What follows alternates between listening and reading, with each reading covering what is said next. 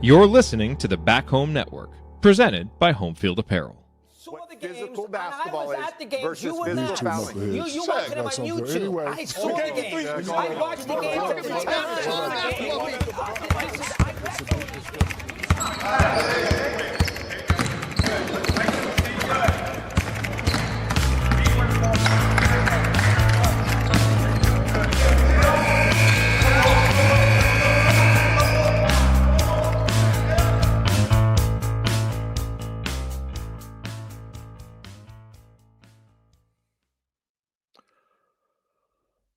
Well, we're here. I'm Bob Moats. Welcome to X's and Joe's, a podcast dedicated to decoding the winning formula in college basketball.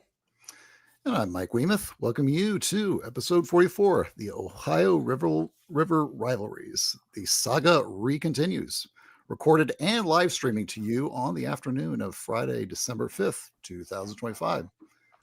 So, Robert, we officially made it to rivalry season in both college football and college basketball. And I personally, I've always found it funny that it's situated right around Thanksgiving when, I guess, the spirit of solidarity from Thanksgiving on Thursday gives way to the tribal warfare of the Iron Bowl and Michigan, Ohio State, just like 48 hours later. So I guess welcome to all of us. Yeah, I'm glad to have Josh Burton from Everything College Basketball to help us kind of break down the really the renewal of what I'm calling the Ohio River Rivalry series is. And I think series is a plural for that. Somebody at this point, somebody correct my grammar, please. But after growing up in this part of the country of Southern Indiana, Mike, technically you went to Terre Haute North, so you're a Northerner, but if you were just more like a Westerner, I guess you're more of a Westerner, but in reality, like if you went to Terre Haute South, we would consider you one of us, but right. If you're closer to the mall is what I'm trying to say. But for us, it was kind of a thing where it's like, there were the whole playing Louisville, playing Kentucky every year or darn near every year was always kind of that sort of rare treat. And it just kind of broke up the monotony of just having Purdue as your rival or another Big Ten school. And you never really felt like you were rivals with Notre Dame because, 9 out of 10 times you beat them. Butler was kind of more of a pain in the neck many times than it was. It was just more, I never really felt like we had other rivalries with in-state schools other than Purdue. But there's always this thing between Indiana and the state of Kentucky. And the great thing about that rivalry is just because you live in Indiana doesn't necessarily mean that you don't identify more with the state of Kentucky than you do those people from Indianapolis. That's a big, if you're from here, you get it. It's a thing of, well, my family took the Courier Journal and we watch Wave News. We do not watch Channel 13. And that was just kind of the way it worked. And you go down like further west, when you go to Evansville, it's very similar too, where then you get a little bit of Illinois thrown in. But for the most part, there's a strong, did you grow up watching the Adolph Rupp show and the Joe B. Hall show, or did you grow up watching the Bob Knight show? And our good friend Josh Burton from Everything College Basketball was one of those that went over, as I would say, to the dark side, but also could have been worse. He could have been a Purdue guy. Well, first of all, thank you guys for having me back on. I enjoyed our first episode we did back at the end of last season. So when you asked me, I said, of course, I can talk about this in my sleep, as you guys know. It's funny you mentioned I chose this. In a way I did, but in a way I was kind of born into it. So just a real quick backstory. My dad and his mom, so what I call my mama, they are from Kentucky. They're from Adair County, Kentucky, so the southern part of the state and the Commonwealth. But my dad moved up here. Him and my grandma moved up here to Indiana when I think he said he was like 7, 8 years old, somewhere in like the back end of the 70s. Okay. I guess that would be the middle part of the 70s. But he moved up here, and he actually grew up an Indiana fan for the longest time. I grew up a Kentucky fan, though, and I have pictures to prove it. There's like a 6-month-old me with a Kentucky sweatshirt that my cousins from Kentucky had gotten me, for being a baby or whatever. And I'll tell you my first memories real quick. And the reason I say I was born into it, but I did choose it, is some of my first memories of being a Kentucky fan is, if you video game people remember NBA Jam, Mhm. loved that game for the Sega Genesis back in the early 90s, mid 90s. Well, there was a college equivalent to that called College Slam that my dad and I Right. would play all the time. And I'm thinking this is what, like 94, 95, whenever it was. So I was 5, 6 years old. And he would always take Indiana and I would take Kentucky. And I think a part of that was because I knew he was from Kentucky. And I kind of wanted to go against him in a way, but I loved the blue and I loved all that. And I remember watching games on TV. Like you would get so many games. We'd always watch Indiana games, of course, back when they were on WTTV4. But Kentucky games were on like ESPN. So I remember watching them play LSU with my dad. And I just fell in love with it. I knew, oh, hey, my dad's from Kentucky. That must mean I'm Kentuckian. And I just love with it. And literally me and my sister were born into it. Love the Cats from birth, essentially. And we got my dad to come back over. He always says there was a point in time in the 80s he hated Kentucky. Ironically, he was an IU guy. But then he saw mine and my sister's just absolute love for it. And it brought him back to what I say his Kentucky roots. And that's how we got going. So I'm a diehard since birth. I can prove it day and day. But I have those memories dating back to even College Slam on the second. So Dad would take IU and I would take Kentucky, and I've been a Cat ever since.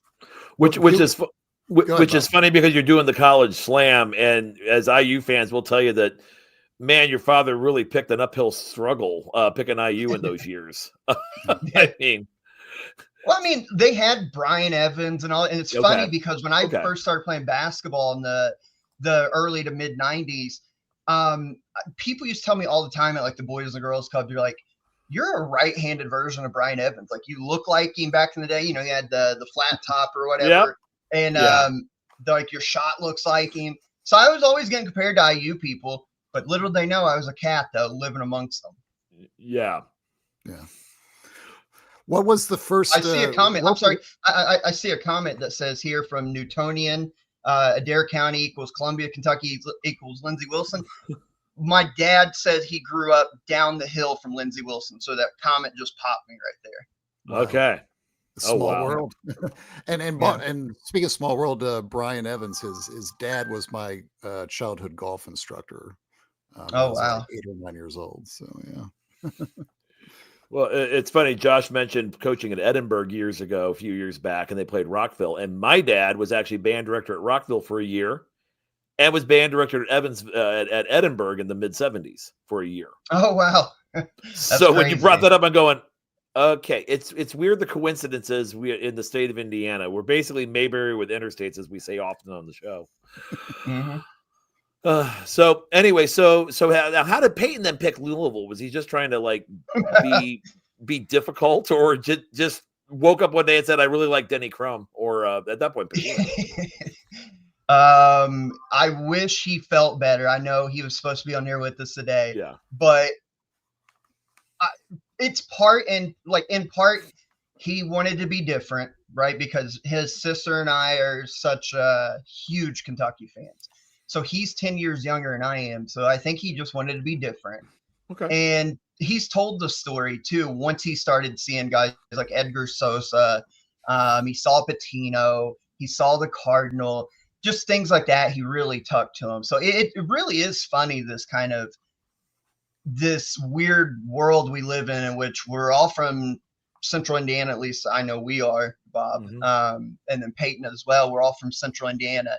You guys are IU people. I'm Kentucky, and my brother's Louisville. But I don't think it's that crazy when you look at kind of the historical landscape of how big these programs are in this area of the country. Right. So with that, asking, because Josh with his site and and his group community, Everything College Basketball, doesn't just focus on one program or one conference, really focuses on the overall lay of the land. As you're looking at this season, what are you seeing overall that's been kind of the things that you have we kind of expected to see this? Like I would say, Duke being where they are, Purdue being where they are right now, versus what's really kind of surprised you, looking at the first few weeks of the season. Well, I think because I know in ECB, we've talked about it in the preseason a lot when we were doing our conference breakdowns and predictions and players to watch and all that. We knew the upper echelon of the freshman class would be good, potentially great. Like we knew Cam Boozer, like is a can't miss. We knew AJ DeBonsa over at BYU was a can't miss. Well, like we knew somebody, Michael Brown at Louisville, which we'll be talking about. But I think it's overall how not just good, how great the freshmen, like the upper end freshmen, have been really leading the charge for the best players in college basketball this year. Like we've spent the last handful of years in this really NIL era, and then we had the COVID extra year where the older player, the fifth, sixth, even sometimes seventh year player who was 25 or 26 years old, dominating college basketball. And we kind of thought that maybe that would start to be the trend. And I do think that's still kind of there. But this year, with the class of freshmen we have, Coapete at Arizona, we've talked about Cam Boozer, Michael Brown, AJ DeBonsa, Darren Peterson when he's on the floor, Caleb Wilson at North Carolina.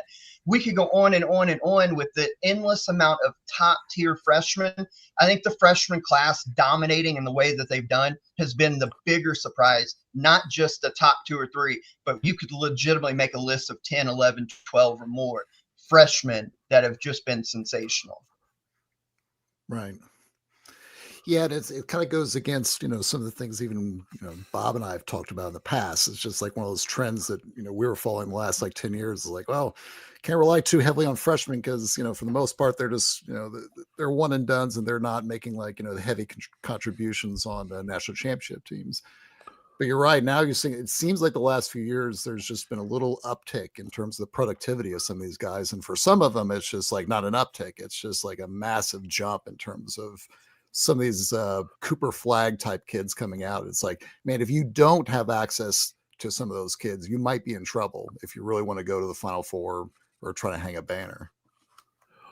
Well, and I kind of throw a little bit more out there, which is it's not just that you have guys like, when you look at Romeo Langford's year at Indiana or Jalen Hood-Schifino's year at Indiana, the two of the most, the last two IU one and dones, you saw that they were that it really was from a BPM perspective, they were inconsistent, and that because of some of the mistakes, the freshman type of errors. What you're seeing now is you're seeing guys that are getting into that, as Mike would say, that sort of Final Four level roster numbering on the box plus minus. So the eye test is passed, the wins test is passed, the analytical thing is passed, and the question really becomes is that how many? Where's your cutoff? At what point? How many of these kids really exist? And then the other question I think that's fascinating that we're looking at, and it's very pertinent for IU, very pertinent for Kentucky, very pertinent for Louisville because of the ability of these institutions to provide NIL funds for their players and the ability of them to recruit at a very high elite level. You're really looking at these programs like Mount Verde, IMG, the place that we're getting that Carvella kid, where he's going for Indiana out in Arizona, prep school. Western Prolific Prep. One of Prolific those. Prep. Yeah. And you go into this, Trent Sisley going down to Mount Verde for a year, and he's top 50, top 70 recruit. And now he's being very productive for Indiana. In fact, really kind of bumping Josiah Miles, who had, gotten one of those older players. He's supplanted them as number 7 on the flow chart or the depth chart of the roster chart. So you're seeing across the board, maybe that those student athletes who are going to places that are prep schools are getting a higher level of basketball, getting a higher level of conditioning, strength training, and just playing in different enough systems where they actually are playing against high enough competition where they're developing faster. And maybe that's part of the issue, which is not just travel ball. It's not necessarily your school, but if your school ball is a national program, now you're looking at a much different, you're maybe looking at a different type of student athlete coming in as a freshman. No, I would agree with that. It really is funny, the trends talking about high school and especially in the recruiting when it comes to like Indiana, Kentucky, Louisville, those really historic national brands.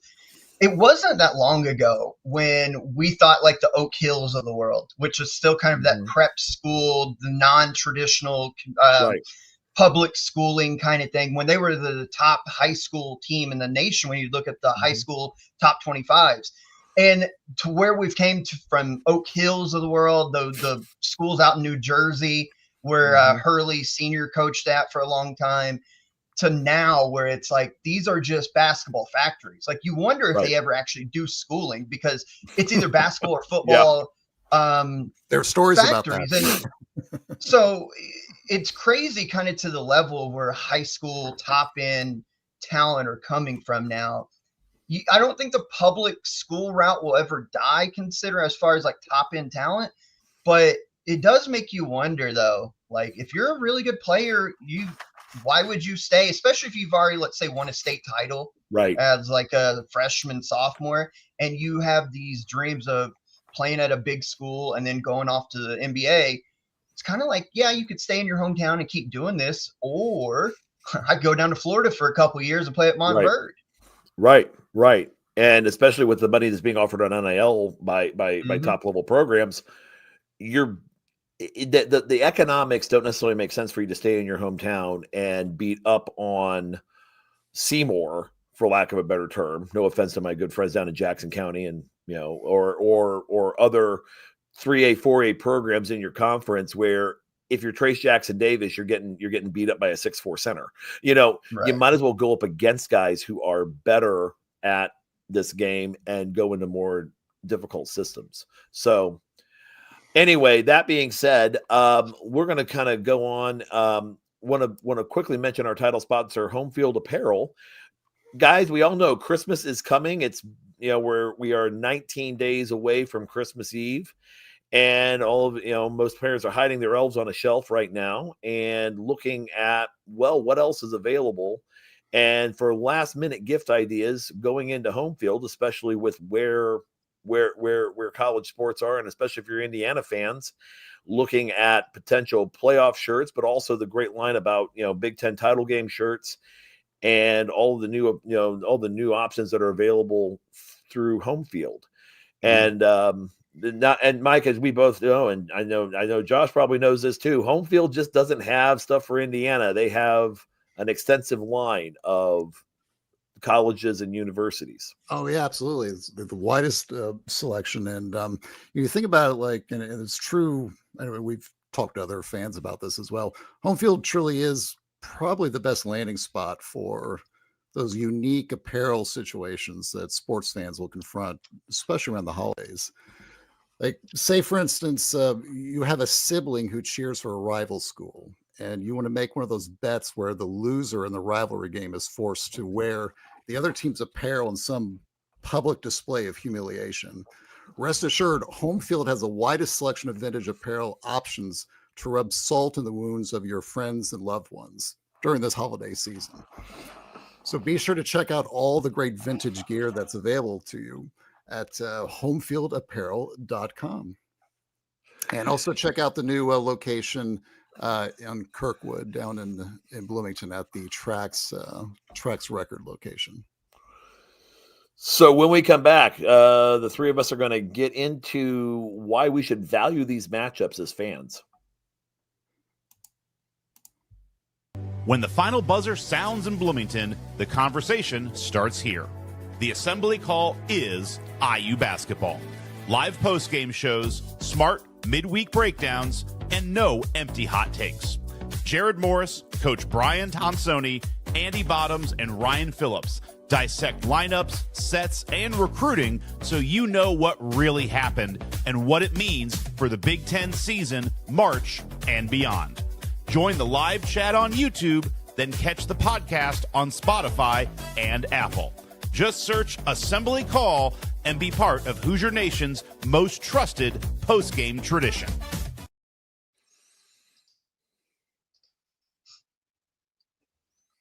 X's and Joes, I'm Mike Wiemuth, joined by Coach Bob Moats and our guest Josh Burton from Everything College Basketball Podcast. So, gents, I guess looking back and thinking about your great explanation, Josh, about your background. Growing up, and you grew up in Edinburgh, is that right? I moved to Edinburgh, so my parents are from Edinburgh. That's where they grew up. But like I've kind of bounced around a little bit when we were younger.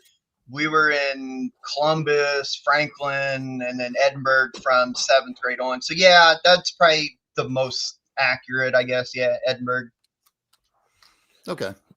No, that's good. And it's, and it's very interesting, it's what Bob said before. I mean, there's almost like a weird geographical and almost anthropological map you can kind of like lay out of like, okay, well, how do the rivalries even like, function based upon like where you are? I mean, I can tell you just personally, if you took a line of the friends and associates I know, and you kind of mapped them out. If you took I-64 and just like drew a line across it, most of the people I know that are IU fans that would consider Kentucky to be their primary rival, most of them would be south of I-64.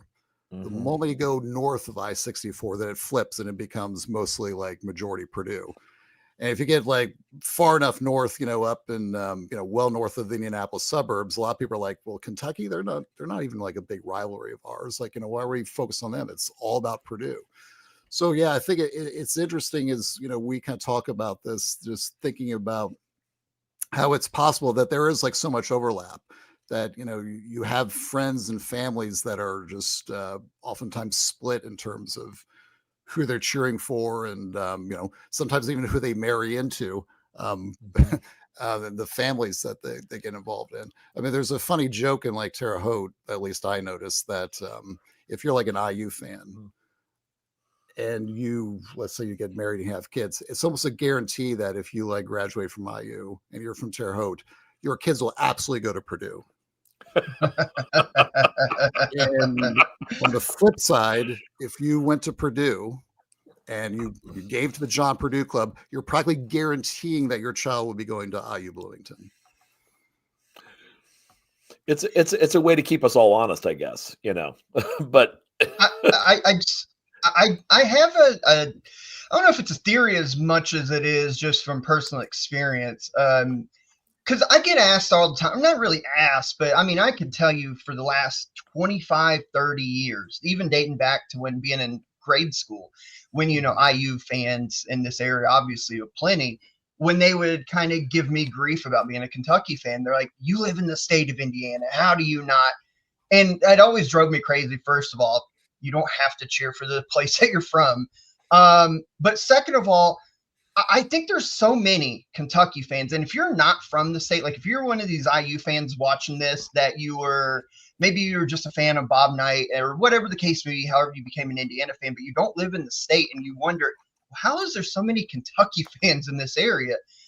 I think a lot of it has to do with decades ago, economically, the job situation. Unless you were really in good, there were better job opportunities up here. I know that's how my family originally came up here, was just job opportunities.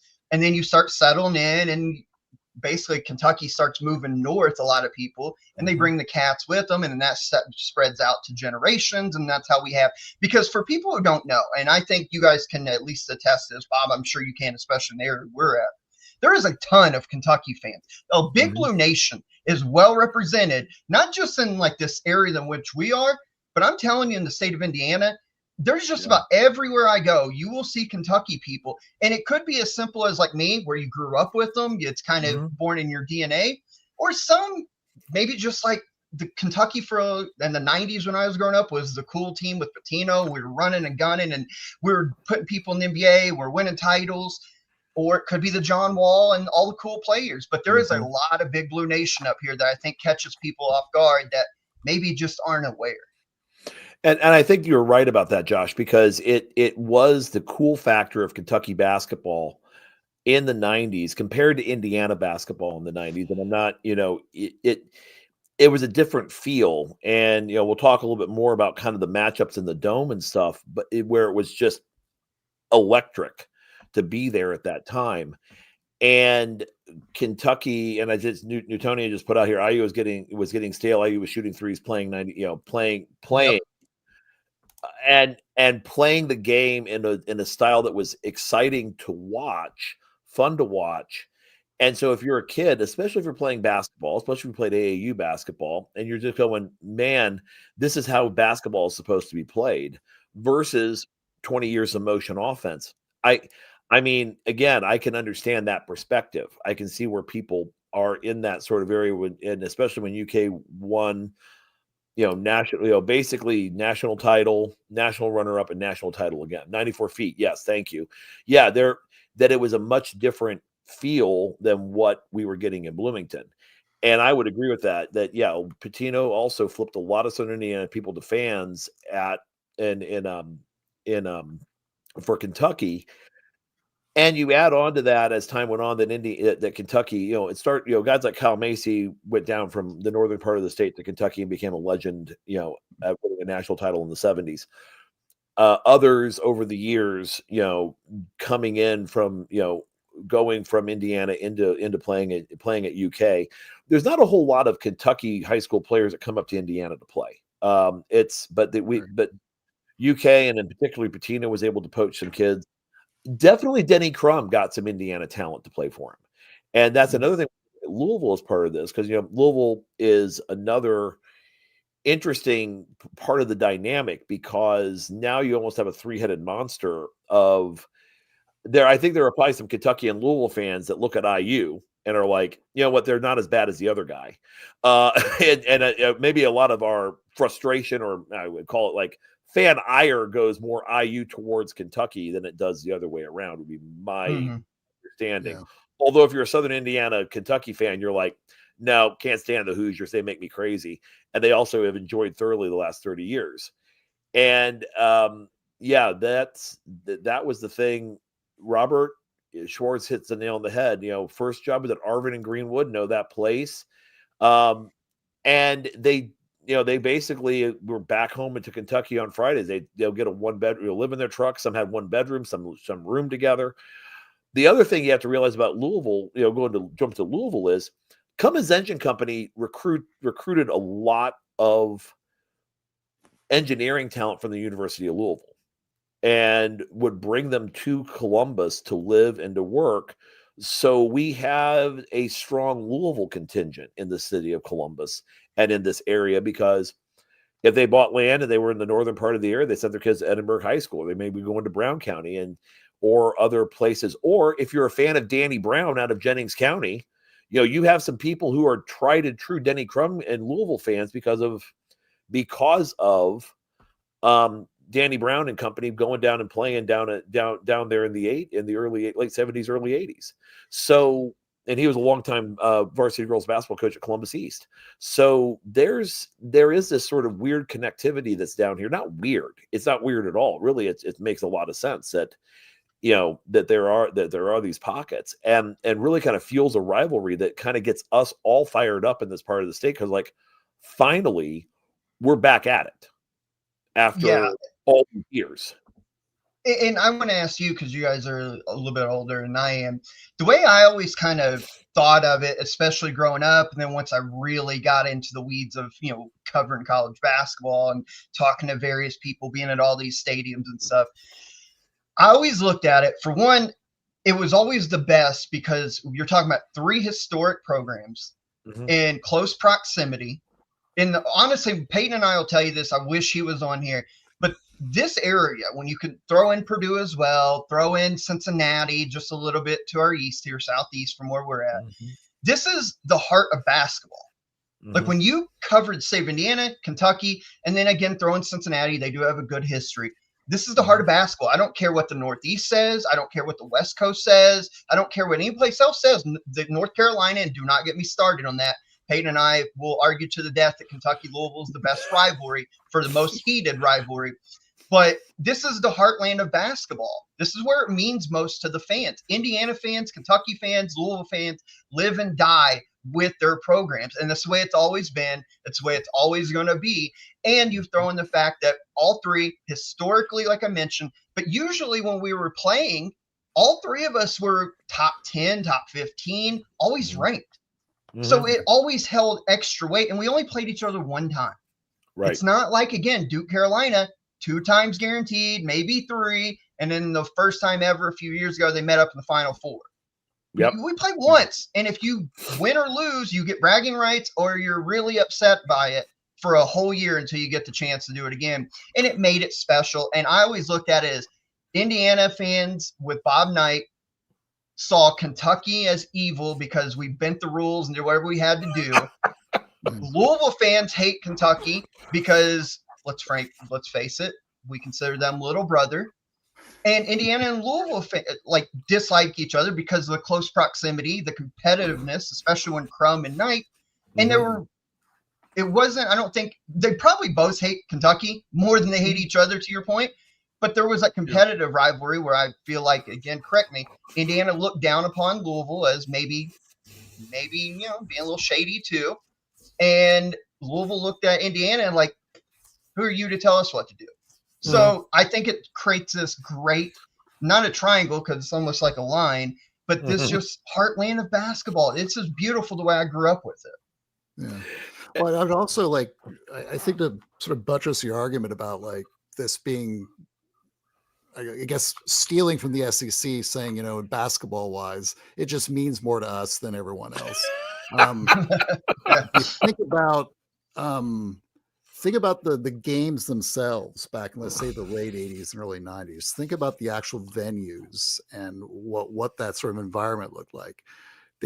So IU and Louisville and IU and Kentucky would play each other. Typically, they would do a, not to say a home and home, but basically a neutral and neutral site games. So I went to several of the IU Kentucky games from, let's say, the late 80s to early 90s. And they would flip back and forth between the Hoosier Dome / RCA Dome.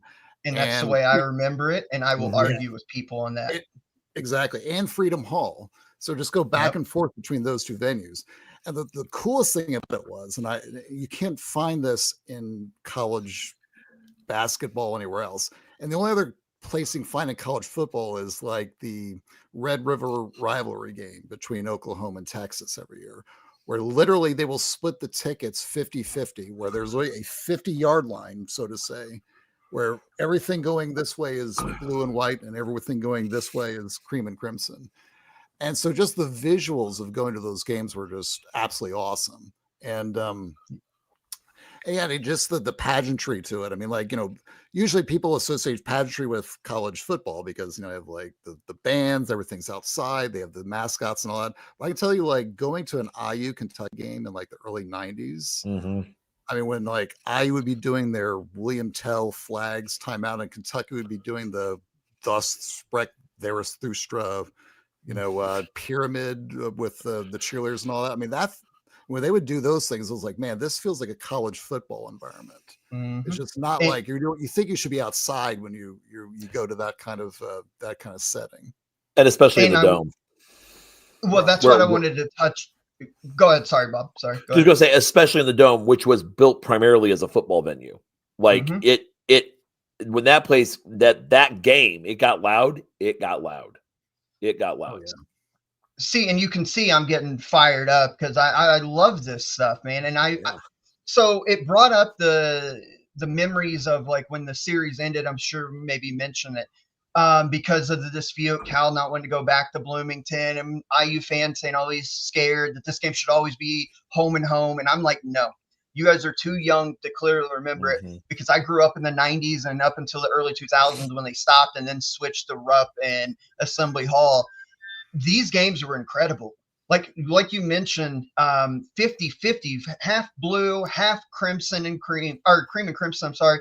And it was loud. You could hear it radiating through the television, whether it be on ESPN or I think ABC had it a couple times or whatever.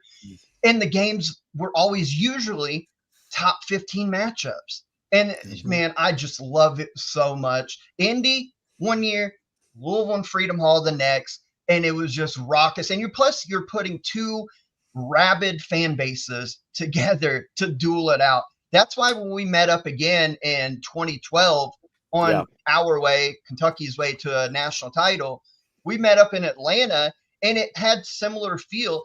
People almost forgot Baylor and who was the other team? It was Xavier, right? Baylor and Xavier was even playing because it was all about Kentucky, Indiana. Sweet 16 Atlanta, and it gave us a feel of that. That's what I grew up on, and I'll argue to the death it should still be in Indy and Louisville. Yeah.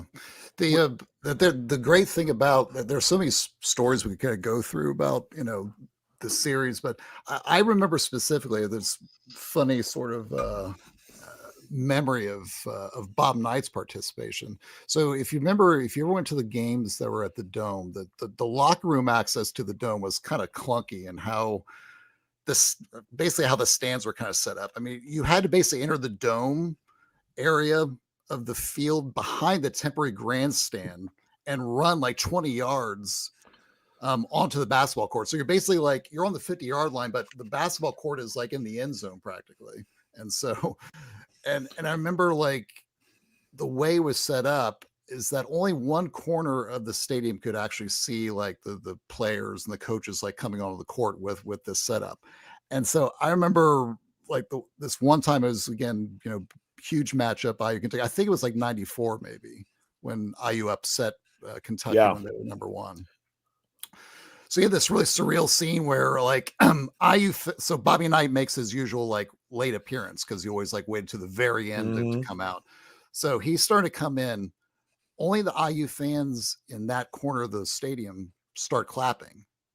Again, no one can see him because like literally just he's literally behind the stands, like on the 50-yard line, coming towards the court.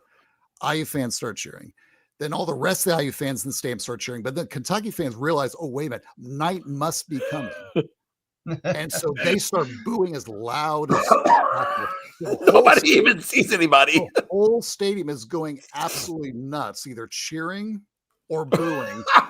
And only about 2% of the stadium actually sees what they're booing and cheering about. It was like completely it's incredible. It's just like the notion of the guy needs to be celebrated or booed. It was hilarious. There was a T-shirt that I remember, a guy, Steve Deputy, who I went to high school and middle school and it came to Columbus in the 6th grade, and he had a shirt that had the SEC like breakfast for the Cats breakfast, and it had all the SEC programs on it. And it had Bob Knight in a juice glass, drowning in orange juice.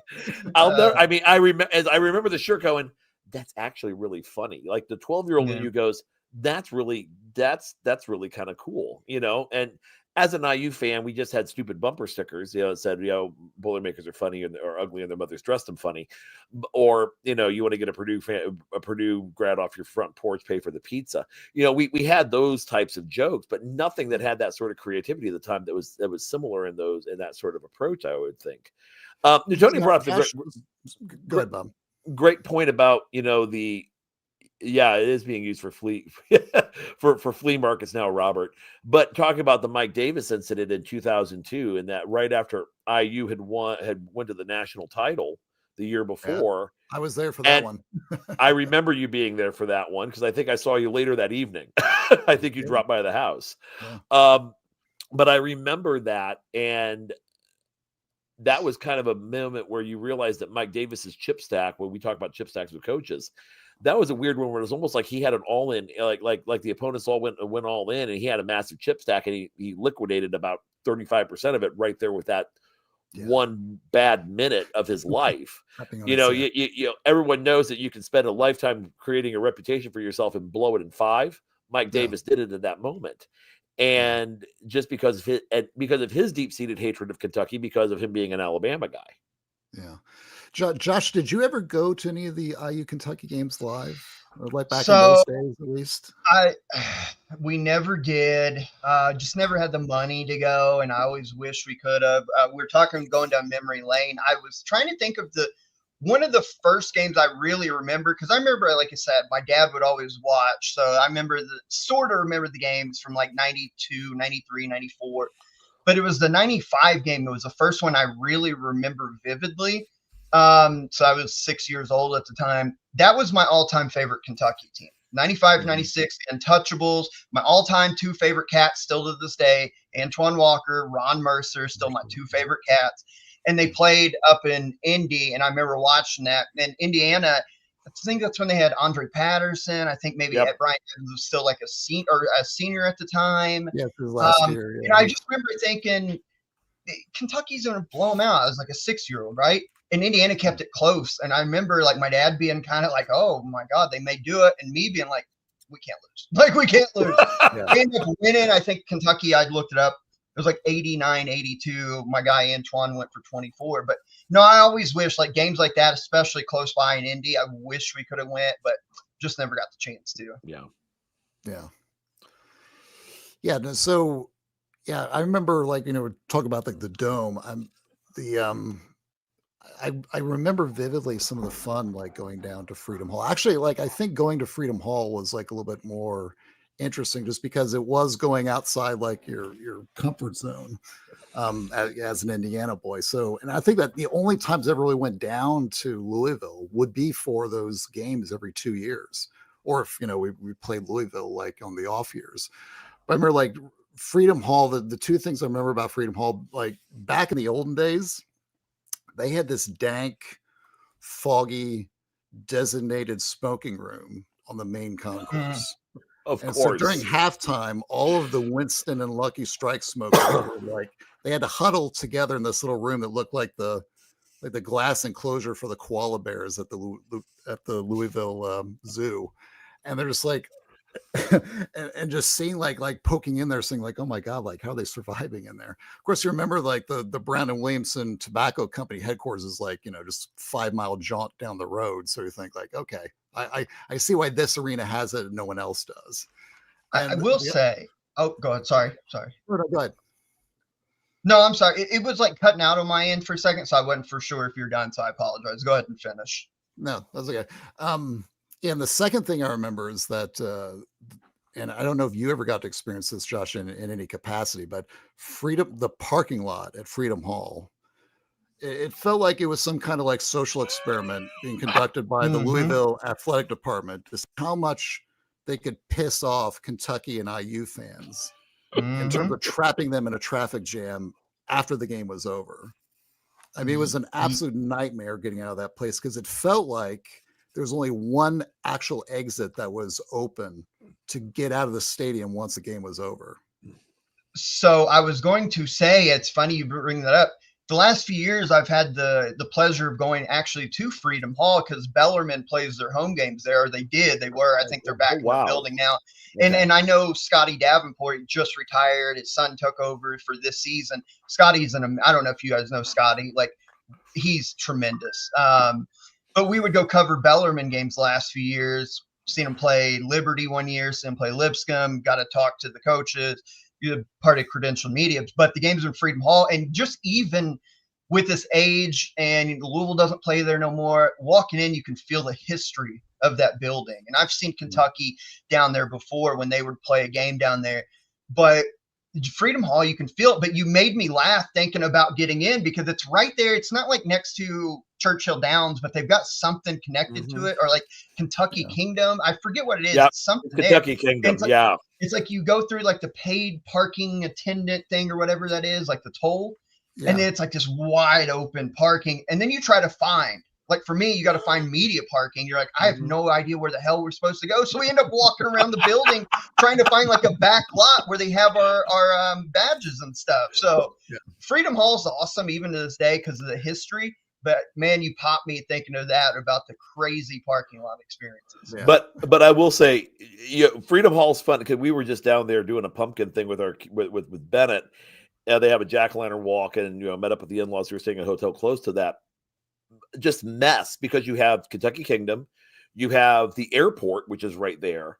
Yeah, the Kentucky Exposition Center, and that, which I believe is where they do the state fair, and then and now the campus is bleeding into that area. The Dizzy Whiz is somewhere close by. If you want a decent burger around Louisville, I highly recommend the Dizzy Whiz.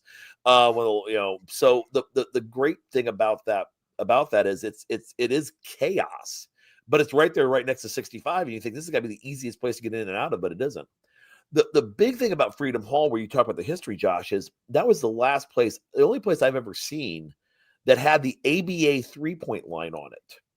Like you watch old games of Louisville and the ABA 3-point line, I remember being a kid, looking at this going, that's not the NBA, that's further out.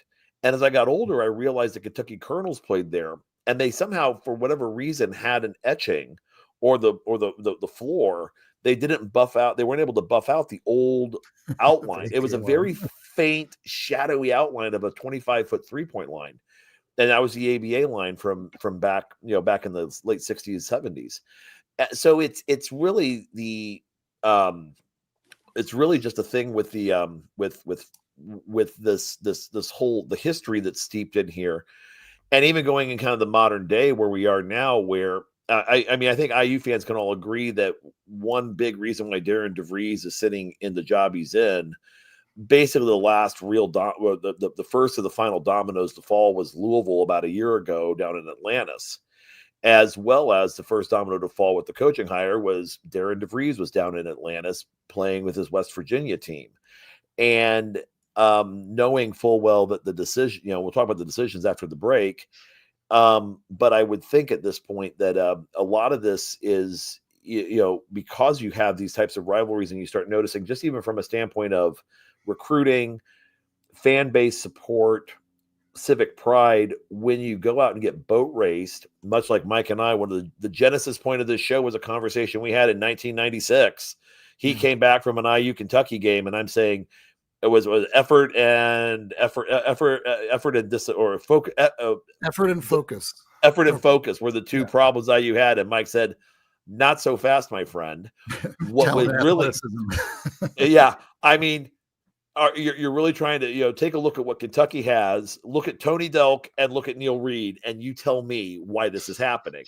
Yeah, I think I specifically said Derek Anderson, their 2-guard dunking and posterizing our power forward.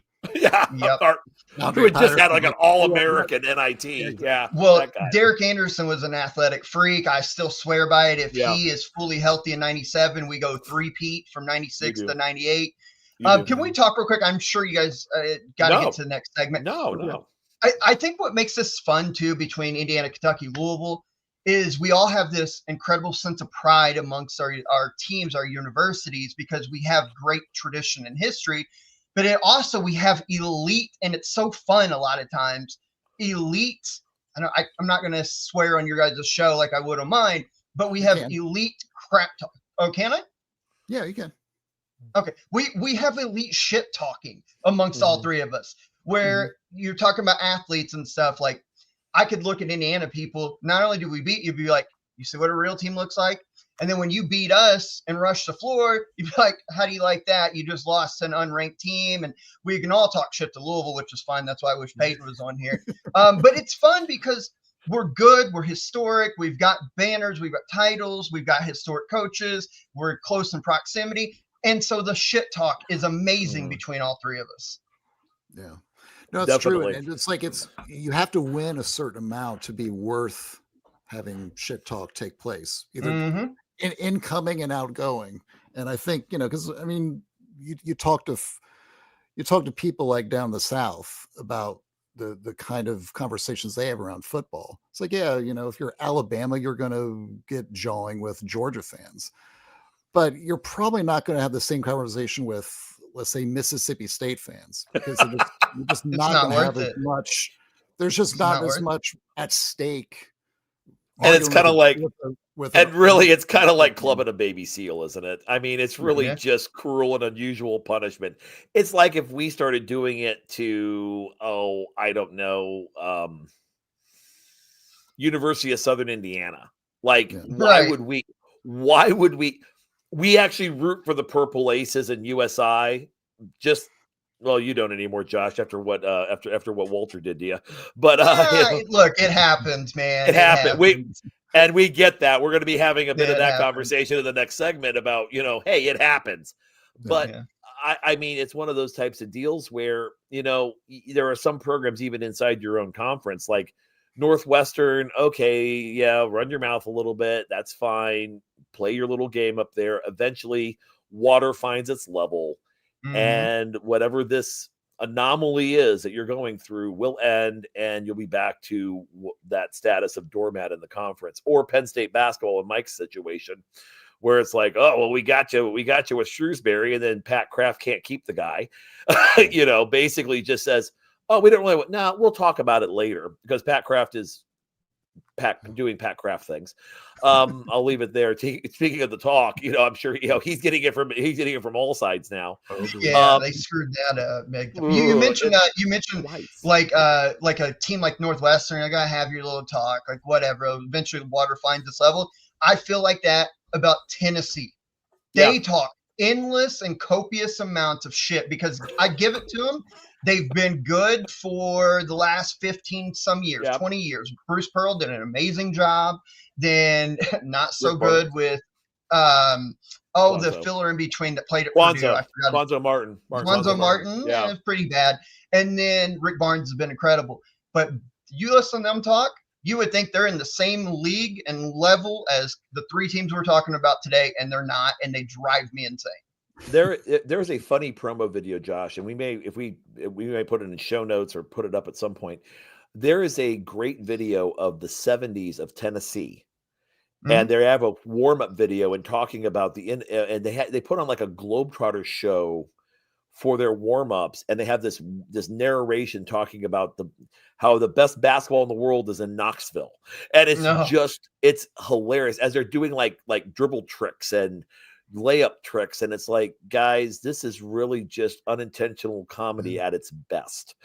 Unless they were talking about women's basketball, but even then, Pat Summitt hadn't got on the scene at that time. So yeah, that's true. That's true. Yeah, exactly. Well, that was a great walk down memory lane, and I think like looking forward, like into next year, we need to do this every year so we can just continue this conversation. We can come up with these stories for hours, and so we need to find a venue which we can kind of air these out. So we didn't even talk about the one and only time that a team was hated bad enough that they made Indiana and Kentucky fans cheer together in unison. Right. Yeah. Thank you, Christian Leitner. Well, I was talking about the Duke game in Rupp Arena when Indiana, and I have a great story on that. We'll tell someday. 2002. Yeah. Indiana, Kentucky fans, the Kentucky fans who were there, just wanting to watch the action in Rupp Arena, stood arm in arm with Indiana fans for one night only to take down Duke. Ashley Judd in a photoshopped IU jersey for that one time. If you know, you know. Yeah, exactly. Yeah. So when we come back, we'll dig into the current matchups between the Hoosiers and Cards and Cats over the next 2 Saturdays, and we'll try to suss out, I guess, how we think each of these teams match up against each other when we come back on X's and Joes. Hoosier Nation, are you tired of the same old takes? Say hello to Crimson Cast, the podcast that actually knows IU sports. Hosted by Galen Clavio and Scott Caulfield, they serve up sharp analysis, real talk, and just enough sarcasm to keep things interesting. Game previews? Check. Instant reactions? Double check. History lessons that make even our losses worth remembering? You bet. So whether you're tailgating at Memorial Stadium, pacing around Assembly Hall, or just avoiding Purdue fans, Crimson Cast has you covered. Search Crimson Cast on Spotify, Apple Podcasts, and YouTube, and join the conversation today. And welcome back to X's and Joes. I'm with my good friend Mike Wiemuth and our friend Josh Burton from Everything College Basketball. And we're going into the Ohio River Rivalry series, and now we're talking a little bit about what we're kind of expecting coming here in the next over the next really week, as IU plays Louisville at Indianapolis on Saturday as kind of the first course of what's going to be maybe the craziest IU weekend ever anywhere on the planet, with the IU Louisville game at 2:15, and then watching the Big Ten football final against Ohio State, where IU matches up against them later on that evening. I think is it 8:00 kickoff? I believe 8 p.m. I believe that sounds so, right. yeah. Big Ten's always late. Yeah, that sounds right. We let the SEC go and then we go. So so that's coming, and I think really this is a new. We can all agree this is really a new chapter in the conversation because of the rekindling. but also because I think you now have 3 programs that are finally in simpatico with what's going on throughout the board in college basketball. No one's really trying a new method, so to speak, where like IU with, Woody trying to do the sort of NBA concept, much like Louisville did with Kenny Payne, where you guys had Cal with the one and done experiment that he ran for so long. Yeah, thank you. 817 on Fox, Gus and Joel Klatt calling the game for the football. So I think for us, it's a really a conversation as we move forward, that now it just seems like we are all kind of in a spot where we can kind of propel together. And looking at this from the vantage point, I know when Josh was on last time, we talked about, why IU made a change in their head coaching. We could kind of talk a little bit about why Kelsey sitting at Louisville and Pope sitting at Kentucky right now, and kind of briefly kind of go into why what kind of has driven them there, and why also these programs have made the decision they made to go with the guys they've gone with. Yeah, I mean, I think you bring it perfectly. If you look at all 3 for the first time in a while, I mean, I know we had about a decade ago, it was a brief 2-year, 3-year run where we were all 3 on the same trajectory. You go back to from 2011 to 2013, all 3 of us were kind of on the same path. And then unfortunately, you guys kind of dipped a little bit. I know Crean ended up getting another Big Ten title before he got out, and then it got bad. Louisville, we know what happened with the scandal. Kentucky continued to be good, dipped, and then never were the same. But you have to go back, what we talked about in the last segment, to the last time we were all 3 nationally relevant, pushing uphill together. It's been decades since that's happened at the same time. And you mentioned since the synchronicity of it all. All 3 have exciting coaches with exciting styles of play that all in a weird way mimic or play off one another. All 3 of us have virtues of, we want to play modern, where we want to play 5 out. We want to spread you out and back cut you, and we want to shoot the 3 ball.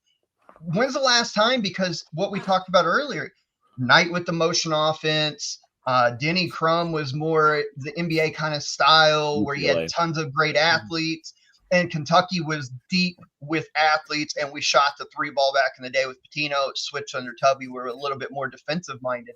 But this is the first time that we're all back together going at the same trajectory, it feels like, with the same style, which is exciting. It makes for exciting matchups. Yeah, and it's you kind of think about it. It's there's so often like the theory of like mutual exclusivity. It's like if team A does well and team B is like right next to them, well, then team B has to suck, because if team A is good, then team B is not going to get the recruits and all that. But I think you're right. I mean, because things have become so nationalized, because really elite recruiting programs are going to be getting kids from all over the place.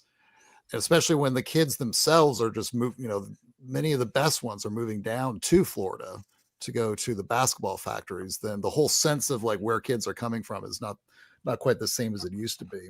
So I think you're right, Josh. It is interesting. And yeah, I think it's going to be more interesting once you start to see some head-to-head recruit battles. Like the first time you really see, okay, Darren DeVries is going after player A, but so is Kentucky. So is Coach Pope. Which school is going to get him? And so I think because their styles are starting to overlap, I think the chances that some of these recruiting battles are going to be a little bit more head-to-head than they've been maybe in the past. Like you're really going to have like Kelsey, Pope, and DeVries maybe going after exactly the same kid, and maybe that kid puts at least 2, if not all 3 of those programs in their top 10 at some point, which would be really interesting in terms of like figuring out, okay, well, who's kind of getting supremacy between these 3 coaches as time goes by. Well, we've already seen it. I mean, from day one, essentially, DeVries is 1-0 on Pope, which I'm sure we're obviously going to talk about Lamar Wilkerson. Kentucky, God, Kentucky needs him really bad right now. They do. And then we've seen it with Pope and Kelsey. Right. Tyron Aaron Stokes. I mean, he's not committed anywhere yet, but there was the battle there. Tate Kenny as well. So we are seeing it already. It will be interesting moving forward. But Bob, I didn't even talk about real quick about what you had originally started this with, about what led to why we have Pat Kelsey at Louisville and why we have Mark Pope at Kentucky. And I'll be brief with it. On the Louisville end of things, I mean, you had to make a move. The Kenny Payne experiment, and that's what it was. Good try, but man, they set that program back 25 years. It was just he was lazy, and I'll call a spade a spade. I don't care. He was lazy. He didn't get it. He was better served as a role as an elite assistant coach. He was not fit to be, especially his first job. It was not fit to be a program like Louisville, and it struggled. The worst 2-year period in the history of Louisville basketball. So they had to make a move. They went out, and maybe not the flashiest hire for casual people, but people like me who follow this on the regular, this was a really good hire. The questions were, what happens when he comes from the College of Charleston? Can he recruit at the big level? Will his style translate? And he's answering all those with flying colors. They make it to the ACC title game last year in year one. Of course, they didn't win a tournament game. They still are without an NCAA tournament win since, I think, 2016. But, man, his team is really, really good this year with a lot of depth and a lot of money spent. Go ahead. Sorry. I was at that game, Josh, sitting in Rupp Arena for the first time. And I was in my Corso IU sweater through home field. And I remember I made the Jumbotron at Rupp in my first attempt. So I feel like I've accomplished something in my life. But I would say that watching that game up close, 20 rows back, and watching what Kelsey was missing from the perimeter versus what McDermott had from the perimeter was so different. I mean, he's having to run Chucky Hepburn and ISO basically the whole game to try to generate any sort of offense. And McDermott had his guys. I can't remember the young guy, number 5, who played for them, who just went off and hit everything from inside 20. He was hitting mid-range jump shots. You know who I'm talking about. Yeah, and his name escapes me. Escapes me right now too. But it's because he has Kalkenbrunner as the big. He's got a point guard that can shoot 40% from beyond the arc. McDermott just basically boat raced him out of there because they could hit shots there because they had the guys that could do that. And what Kelsey did in this offseason was, okay, hold my beer. I'm going to go get Ryan Conwell. I'm going to go get these guys. I'm going to get the right dudes to run this system. I couldn't get him in year one necessarily. I got the best I could get, and it was still good enough to make the tournament. But now I'm going to up it another one. And then you throw Michael Brown on top of, I mean, Brown and Conwell could be one of the highest BPM combo backcourts in the country at the end of the season. Yeah. Without a doubt, could be the top two. Top backcourt. Yeah, I mean, I rate them as one of the top 3 backcourts in college basketball, period, right now with their scoring ability, the way they both can play on the ball or off the ball.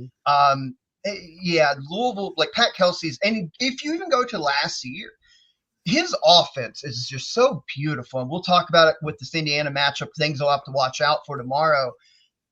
They run flare screens and double flares and like everything is flare screen heavy, but it's all out on the perimeter, which opens up slips to the rim on back cuts, and then they will hit you when you're not paying attention. They'll hit you with the zoom action. You have to overcommit to the 3-point guy coming off the DHO. Then it's a boom, a slip on the screener there. Right. It's beautiful, beautiful basketball, and he's got the dudes to do it now. Kentucky on the other end, look, man, I know there's a lot of people that be like, oh, you guys are foolish for getting rid of Cal. Like, it was time. The similar way in football for Kentucky. Mark Stoops, the best coach Kentucky football's ever had, but the last few years really stated it was time to go. It's time to get a new voice and a new leader because things had stalled out. With Cal, the early round exits, the embarrassing upset losses, the fact that you never won a Champions Classic game, it felt like, against Kansas, Duke, or Michigan State there at the end, really are big marquee matchups that says Kentucky basketball, we like to pump our chests out and brag about how great we are, but we weren't ever winning these big games hardly on the national stage. We weren't making deep runs that we were expecting. And honestly, I think he had grown tired of Big Blue Nation, and we'd grown tired of him, and it was time to separate. Enter Mark Pope, admittedly, not our first or second option. If you asked all of us, we wanted Dan Hurley, who apparently turned down $100 million deal because his wife wanted to stay in the Northeast. I mean, congratulations. Scott Drew got scared, and that's one of the downfalls about Big Blue Nation being so rabid and passionate. He got scared off because we were calling Waco Mexican restaurants because we knew he was there, and having the waiters, and this is a real story, having the waiters take him the phone, and it scared his family off. So, I mean, it's a real story. Yeah, it's a real story. Like we knew the Mexican place. Yeah, I mean, but we didn't go to that level. Mike, did we go to that level? We did the Mexican place. We never called it. We never called it. I mean, that's actually pretty brilliant, actually. Yeah. If you're nuts, I mean, yeah, they really did that. We're nuts. Yes, wow. I'm dead serious, and it scared his family off. Yeah. But lo and behold, we end up with Pope. Most of us not excited about it because we're like, but he's one of our own. The press conference, and I'm man enough to admit it, I'm 36 years old. The press conference, you think about the passion of Big Blue Nation, whether you love us, hate us, find us annoying, doesn't matter. I think most rational people can see that this fan base is one of, if not the best in the nation when it comes to how much we love the Cats, how much we support and rabid, the depth of how far our arms stretch in the country and really in the world. We sold out a press conference, 20,000 people for a new head coach to come in and tell us his plan for the future. And I got emotional when he was talking about everything. Then he had to back it up. He put a squad together in just a matter of 6 weeks. And nothing really flashy, but man, that team, in my opinion, last year will live as one of my all-time favorite Kentucky teams because they played above their talent level. They dealt with major injuries. They won more games against, I forget the stat now. We won more games against top 15. I forget what the stat was. But all the quad one wins, the Duke wins, sweeping Tennessee in the regular season, and he got us back to Sweet 16. Year one was an absolute home run from Mark Pope. When we talk about this year, I'm going to have a little different to say. But, man, you couldn't ask for a better year one, similar to what Pat Kelsey did at Louisville. Incredible hires it's looked like so far. And you throw Dusty May into the equation. And you throw Dusty, and that gives IU fans, and we just put up Robert's comment about the issue with DeVries potentially, if based on what the bar was set at, and knowing full well that it's like, okay, and DeVries was actually on that track before Tucker got injured at West Virginia, where he would have had a season very similar to that. I mean, he was just on the bubble, ready to bust in, one or two more wins, and they're there.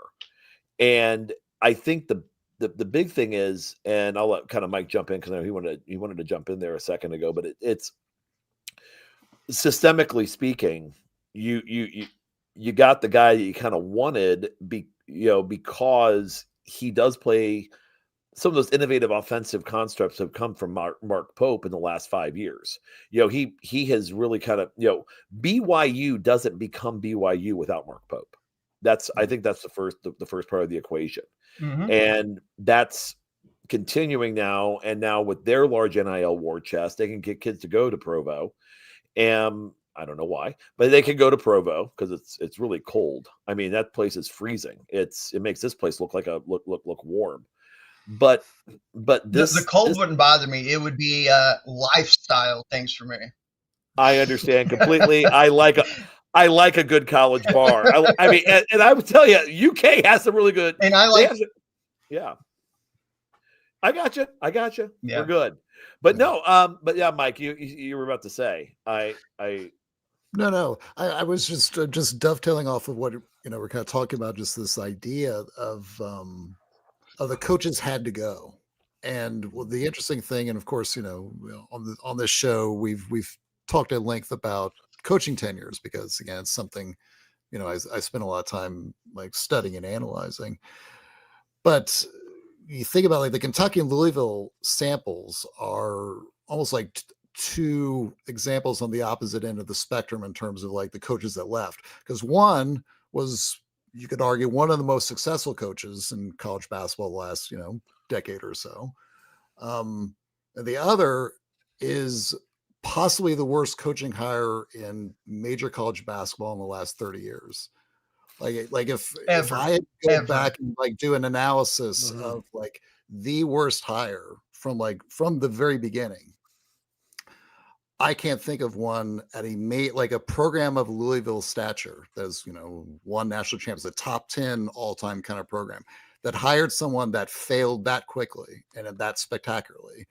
I mean, maybe another 50 years before we have another one that quite matches what happened with that one. Because when your brother was going to come on, Josh, I was going to ask Peyton, like, when exactly did he know that Kenny Payne was a disaster?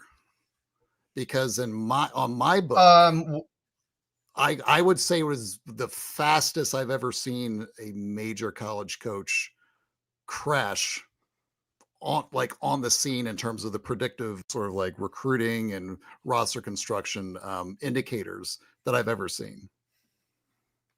I'll tell you what is your answer, Josh? Like, when you obviously analyze this stuff yourself, when did you think that Kenny Payne was like, man, this is going to sink fast? The first alarm bells went off when they lost their first two exhibition games of the Kenny Payne era. Yeah, I remember. And I forget the schools that they played. This was still when we were playing Division III and NAIA teams, but they lost in the KFC Yum Center. And it wasn't, I mean, it was competitive final score, but it wasn't really that great of a performance. And you start to think like, ooh, this is not good. And I think that's when alarm bells went off. And then you start watching them. They start whatever it was, 1-9, and then they went to 2-14 or whatever the case may be. And you're like, this ain't going to work. This is just not going to work. Well, I remember tracking it over the summer because obviously, we're tracking the roster, and I remember looking at them thinking like, okay, well, they're going to add another 3 or 4 guards to this roster, and another week would go by, and no guards would get added, and another week or two would go by. It's like, wait a minute, are they okay with this? And finally, like, they get to the very end, and you think like, unless they know something and I don't think this roster is going to win hardly any games at all. They literally have almost no back. I think they had L. Ellis from JUCO, who's, he was a pretty good guard, but that was kind of it.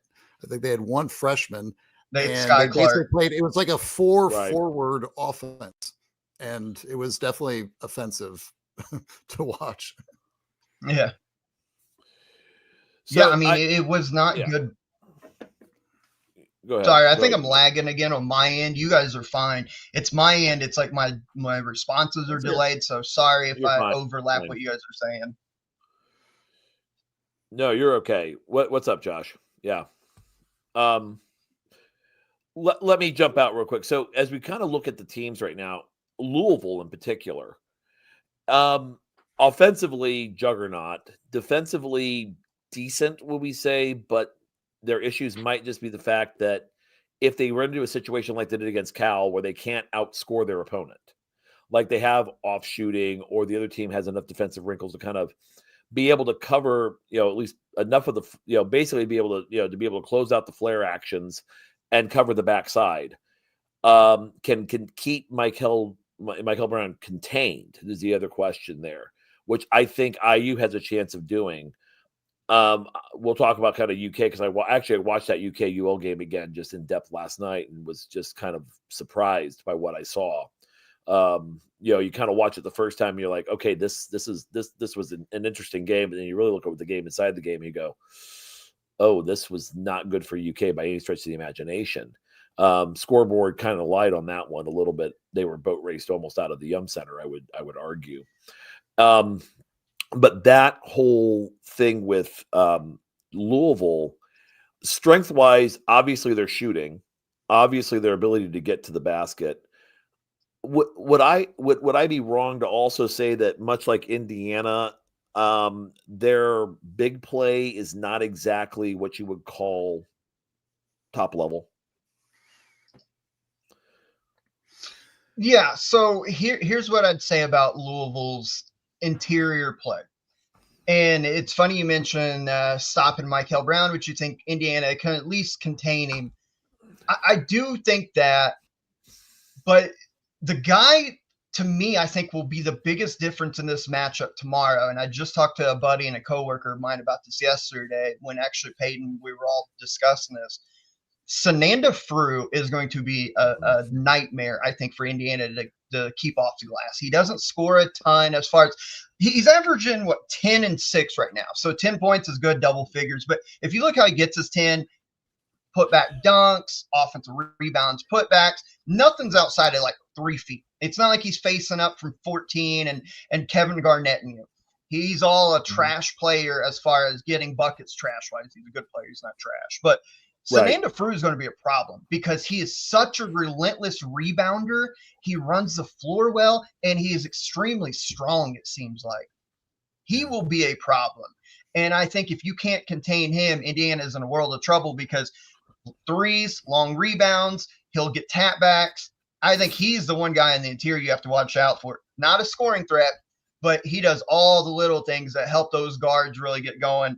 I wouldn't, if I'm Indiana, I don't worry too much about Ali Khalifa. As a matter of fact, I just back off of him. The only thing he can do well is pass the ball, and he really passes the ball well at 6'11". But if you don't take him serious as a jump shooter and you can just play off of him, play passing lanes and play help side, he can't hurt you, not in the least.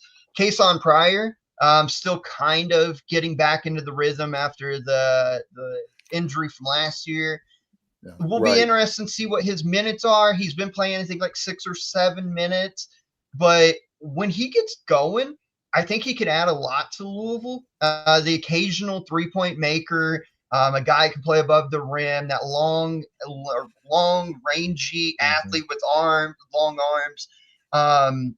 But really, interior play, you worry about one guy, Sananda Frew. And then you try to stop the guards because that's what fuels this offense. Well, and I would argue if you're DeVries looking at this, and we were talking about this earlier in a different world, Mike and I were, where say you put Connor Enright out on Brown just to piss him off all day. You basically you put that guy on. You could put Conaway on or Wilkerson on Conwell with basically strict closeout protocols. A lot of that also, though, with Frew is it sounds like to me like a game for IU because as we all kind of IU fans are kind of knowing at this point, you have a two-headed post monster. Basically you have two bigs. Reed Bailey, who Alabama was interested in, he's definitely a finesse big, and you have Sam Alexis, who played at Florida last year and really only got time half the season until they got their alternative big back. And really, it was kind of an ingenious move by Todd Golden, so he could just kind of put a finger in the dam to hold position. It seems to me like tomorrow's going to be a Sam Alexis day for IU. That Reed Bailey doesn't really have the physicality to stay with Frew, who is really just as you and again, you kill to have these types of players who can get those trash points, and not really trash points. No points are trash, but it's more those hustle points and keep possessions alive. They are over a third of their rebound. They're in the top, the top quartile in offensive rebounding. That's an IU weakness. If you're going to look at one differentiation in the game, can IU keep Frew off the boards in particular? And then block out the rest of them, which is like IU's strategy is you have to gang rebound because you just don't have that interior presence to be able to just you don't have Omer Ballo anymore. And that would be the second thing is that, Newtonian brought up a great point. Foul trouble is going to be critical as well because Louisville's deep. IU isn't. IU runs at this point. I'm just going to say IU can go 7.5. Nick Dorn is still coming back from injury. Alexis Ristich is still coming back from injury. They're still not up to 100%. IU is a 7-player team right now, and Louisville can go 10, right? I think Louisville is very capable of going 10. And for sure. Like when Yeah, for sure 10 when you talk about Pryor getting 6 minutes or so, 6 to 8 minutes, depending on how he feels, how he plays, how he looks. I mean, Kobe Rogers is another kid that'll come in and really give them good minutes. You brought up something, too, about key for Indiana gang rebounding, team rebounding, and boxing out. But I think that when you play a team like Louisville that takes 36 threes a game and they shoot 35%, for those people who don't really recognize, you see 35%, you're like, oh, okay, that's about average. But you consider the volume that in which they shoot 35% of 36 attempts a game. That is a crazy amount. They're making 12 to 13 made three-pointers a game right now. They're 100 points or more in, 80% of their games. But the boxing out is what I was going to go back to. When you face a team like Louisville who shoot a bunch of threes, long threes especially equal long rebounds, you can't just turn and go close to the rim and box out. No. You have to almost stop short of let's say a normal rebound here, or your normal box out is around the rim, right? Like you're taught in box out drills. You have to extend that about another 3 or 4 feet to negate long rebounds going over your head. So you have to almost have to stop short, find your guy boxing out, because if not, a long three is going to go over your head and they're going to get the offensive rebound. Which I think impacts it's small little like inner workings of the game that people have to pay attention to. Which impacts your help line, by the way, too, because now if you're trying to tag, crew coming off of that flare action, so now how do you tag that? How do you deal with that if you have him setting that or setting a ball screen also? Which how do you tag that roll to the basket if it's Conwell coming off or a handoff situation? Conwell comes off, gets the handoff. You got to tag this guy.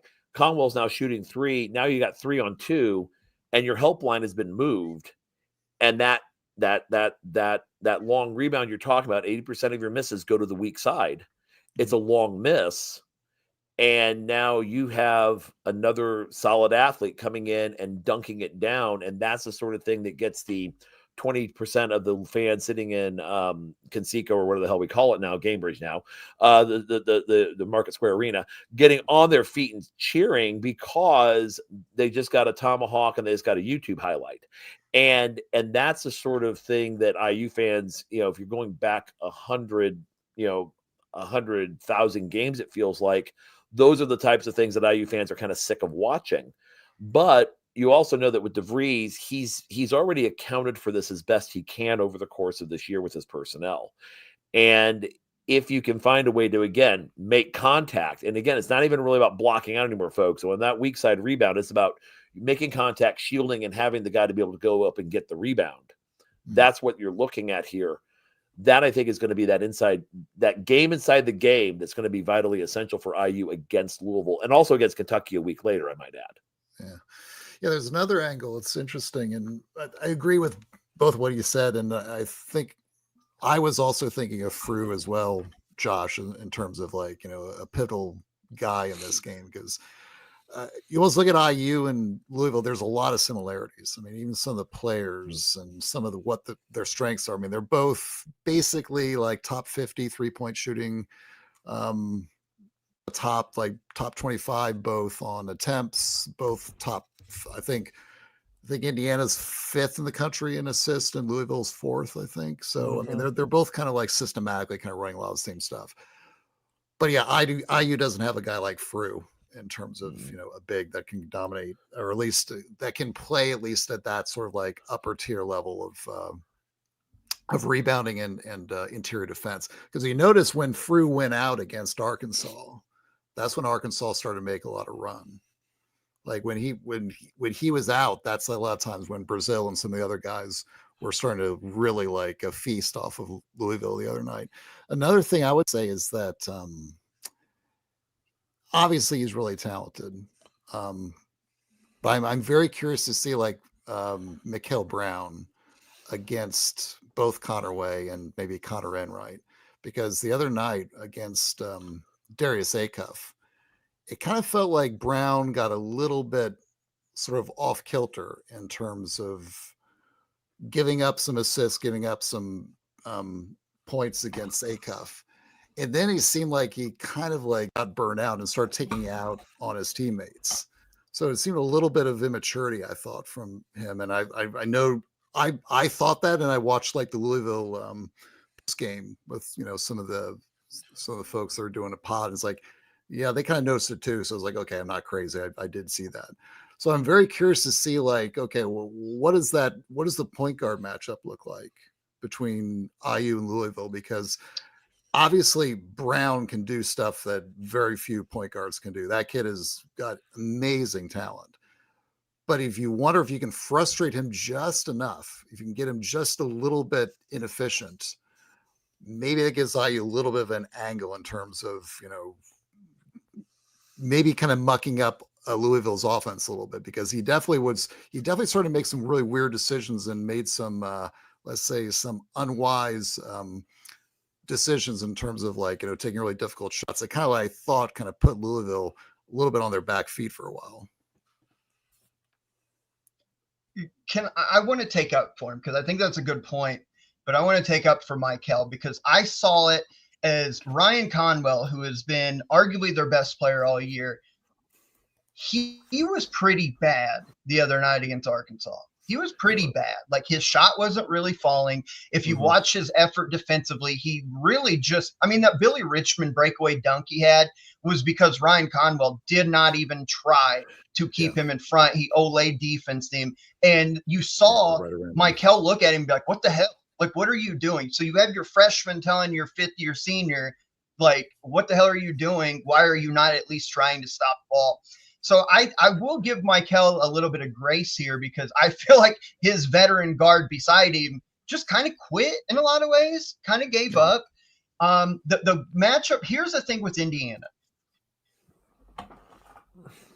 You have to, every time Michael comes off of a ball screen or a DHO and he puts the ball on the deck, help's got waiting. It's got to be waiting because as good as he is getting downhill, he can step back and pull back on the three. He's not as efficient there. I think he's shooting like 30% from three. But you do not want him to get downhill. Help has to be there. But then you get into the aspect of if you overhelp, Louisville's going to spray threes on you. But I think with Michael, you just have to get up in him. Maybe you blitz ball screens, and then Louisville does go to the few that they run. Maybe you blitz it, make him go a high and wide, get rid of the ball. But I just think if he puts the ball on the deck, you got to be in the gaps ready to go and just make him be a three-point shooter. If he's going to beat you from three, then you shake his hand and move on. He's so good that you have to take his visibility at the rim away. Well, it's kind of how they played the kid from K-State. And I think drop coverage would probably be where you would look at it if you're Alexis or Reed Bailey, just playing him drop, containing him there. DeVries is strong on the idea of fighting through screens. Like, they don't. Now, against Minnesota, there was a lot of overhelp. There was a lot of sloppiness. First road game, whatever you want to call it, I'm not one to hit the panic button until you really you don't hit the panic button until it's all over in my mind. But, there is this thing with being able to contain a kid like Brown and using drop and then just double dog dare him to shoot 28, to shoot it from there. And you're right. If that's the case, tip of the cap, you move on. But there's another thing with this as well, which is, that way also it means that you can quickly recover. One thing I think Louisville runs into that's similar what Indiana runs into, with the exception of that Kentucky game, which they boat raced you guys out, and we're going to get to that in a minute. I'm not baiting you, Josh. You know that. I just recognize how you feel about that because we've talked about it a couple times. No, you're good. I want you to feel like get your big dog out and drive if you want, but I think in my estimation here, it's like. It's also, you're going to be going against defensive intensity that you saw against Arkansas, and you're going to see the same type of intensity against Indiana with players who can kind of shut you out of what you're wanting to do.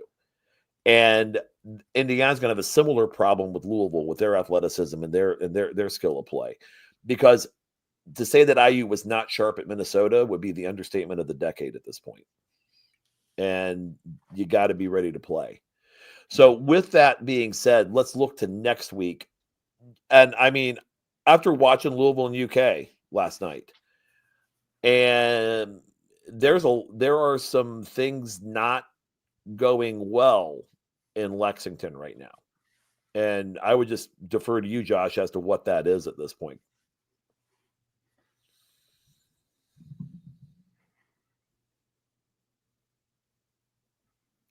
Josh, you hear? Say that last part again. It lagged out. Oh, no problem. Yeah, say the last part again. It lagged out. It's not going well in Lexington right now. And can you kind of, tell us what you're thinking as to what's going on right now with the program? Yeah, man. I'm starting to worry that the pieces don't fit. Pope's system, we've talked a lot about it, is derived off of shooting. And you look at last year's team, Kobe Bryant, the best shooter in college basketball.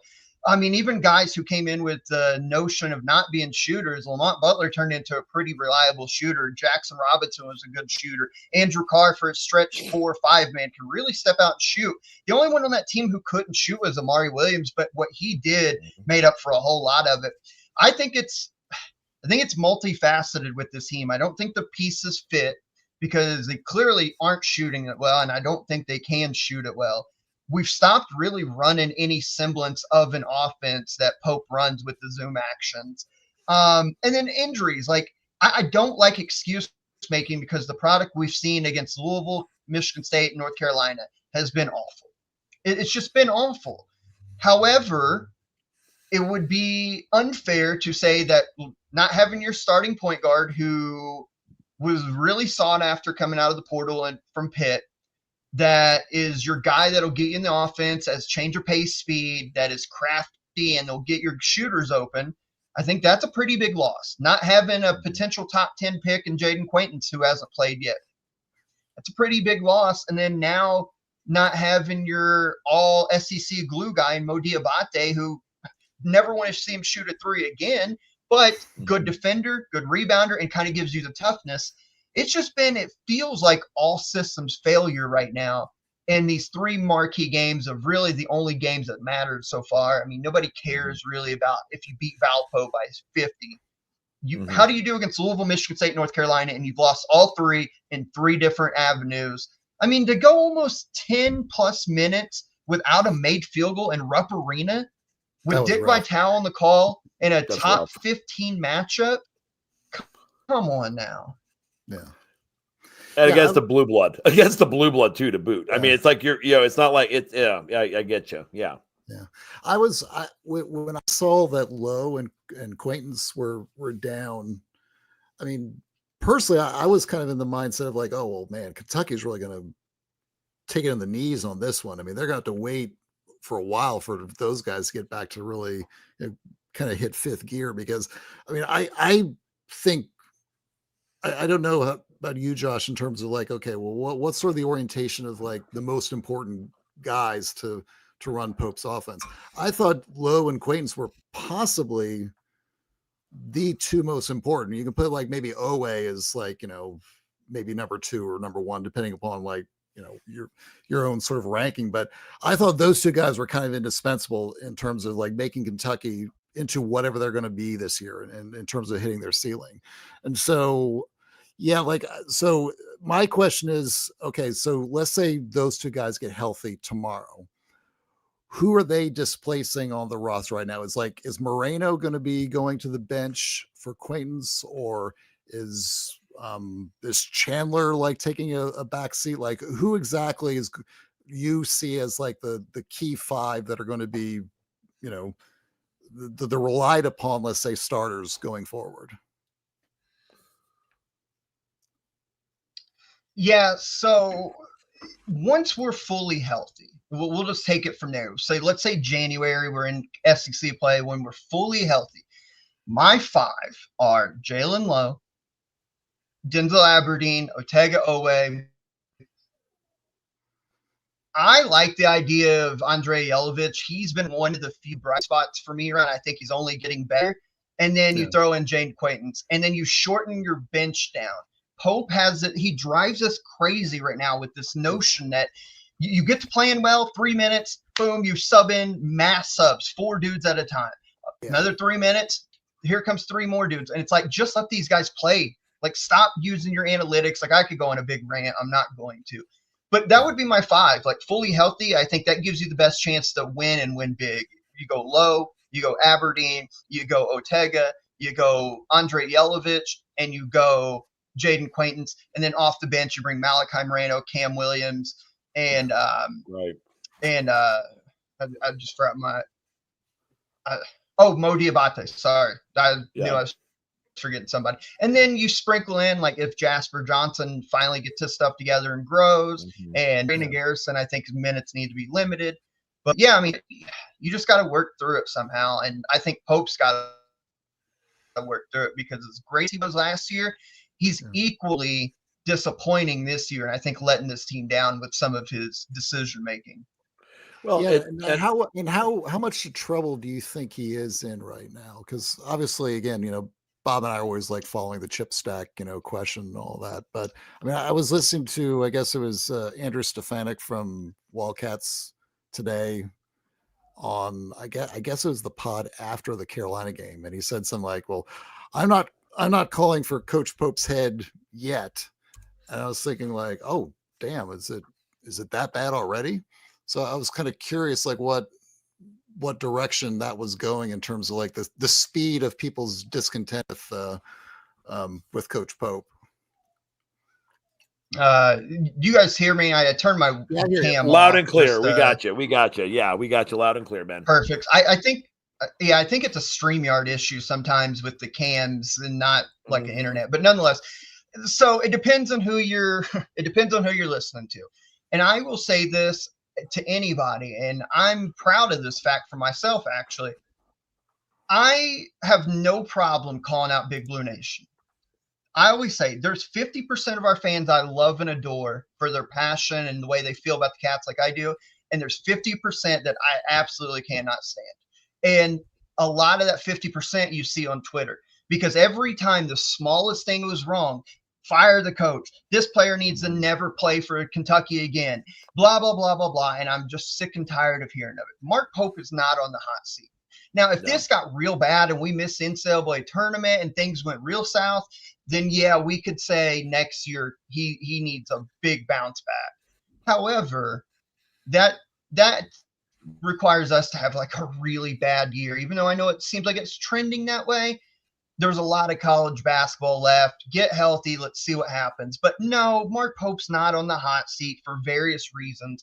How are you going to put him on the hot seat when he had a great year 1 with the pieces he was dealt? Year 2, he's dealing with injuries yet again. And then there's still a lot of season to be played.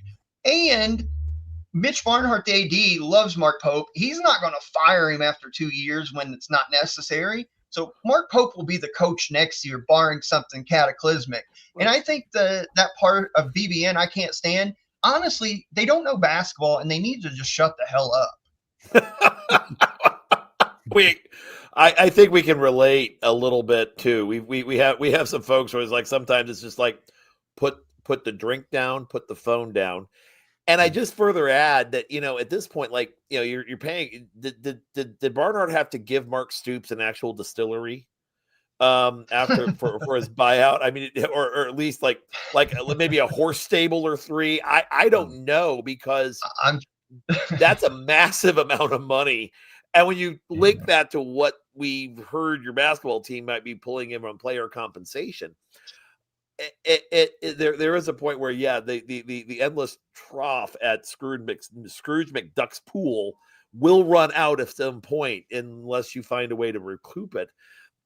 But there's another thing with this where it's like, Twitter, oftentimes people need to just stop and think before they tweet, or get on.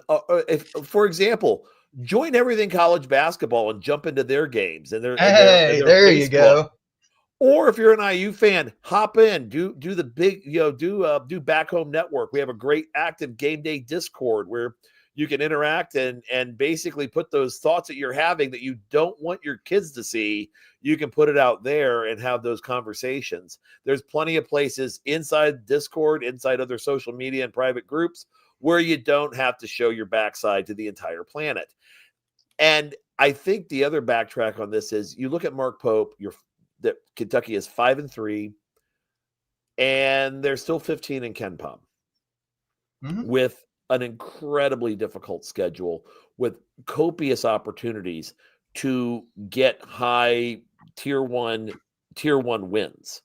And so even if you end up 20-10, you can still walk out with a 5 seed, and people might think it's a bad season, but it really isn't when you take into account the difficulty of the schedule, as well as not just difficult, but as well as just the fact that you're dealing with injuries. And also your biggest problem is connectivity. Like, I think that Pope's biggest issue right now is that he has a bunch of guys. You said it at the outset, Josh, we're not sure the pieces fit. You watch him against Louisville, you watch him against Michigan State, you watch him against Carolina. There's a lot of, we're not really sure what the hell we're supposed to be doing, so I'm just going to take it and do something. And that's the worst thing you could have with basketball, because that's how you get beat by maybe teams that may not have that you have a talented team, you may have a talent advantage, but if they're close in talent and they have a connectivity advantage, you're screwed. And they have no point guard right now. Yeah, and that's both great points. And I guess when you watch these games, when you watch the only 3 that's mattered so far, the 5 wins are against bums. I mean, and I don't mean no offense to Valpo, because I actually think that they'll be okay, but they're no names when it comes to college basketball. So the only 3 games of note so far, you've lost all 3. And you lost one at home, you lost one on a neutral site, and you lost one on the road. And when things get hard, they just quit, it feels like, in a lot of ways. Like when, let's say, Louisville and Michigan State, Carolina never did it, but Louisville and Michigan State, when they threw a haymaker back, Kentucky was leading both those games early in the first half. When both teams decided to step on the gas, they threw a right cross followed with the left hook. Kentucky never got off the canvas. What happened during those runs, besides defensive breakdowns, and in Michigan State's case, they were shooting like 12% from three-point line and decided all of a sudden make 13 of them against us. However, the offense stopped being fluid. It stopped going from side to side. It stopped doing zoom actions. It stopped going downhill. It started becoming Denzel Aberdeen's like, I'll bring us back. I'll take a shot and chuck it. Oh, there's a miss. Jasper Johnson checks in. He's used to being the guy in high school. He's like, well, I haven't had a shot in 5 minutes, and I'm going to come out in 2 more minutes. So I'm going to get my shots up. He'll chuck one. Colin Chandler will take one. So there's no connectivity, to your point. The BBN is starting to question if these players even like each other. Like, sincerely, if they even like each other. Because teams who like and love one another share and want to see the other player do well because it makes the team better. I don't know if this team loves one another, and that's a concerning aspect. But I will give one piece of hope, because I know for Indiana fans, this isn't a Kentucky basketball podcast, and we need to start breaking down the game next week from an X's and O's point. But for a piece of hope, we've been in some games. We made the comeback against Louisville. We should have won against North Carolina.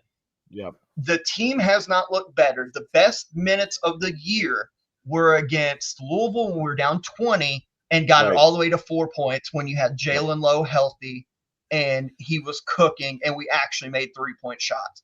So when we get Lowe back, and I just got the news from Jeff Goodman that Lowe's going to give it a go tonight against Gonzaga, the offense should look better. You throw in a top 10 pick, lottery pick in Jaden Quaintance, and then you see if maybe the floor space is back open. You get some transition points, and maybe pray to God some threes start to fall, and you see what happens. Right. And I think, again, just kind of real quick, because we're getting kind of close on time here. If we kind of look at very similar types of conversations with Kentucky versus IU as we have with Louisville with IU, I think. And really, it's just it's a matter of, if it gets down to a shot making game, home court advantage with Kentucky, that can be obviously a major advantage. That's critical.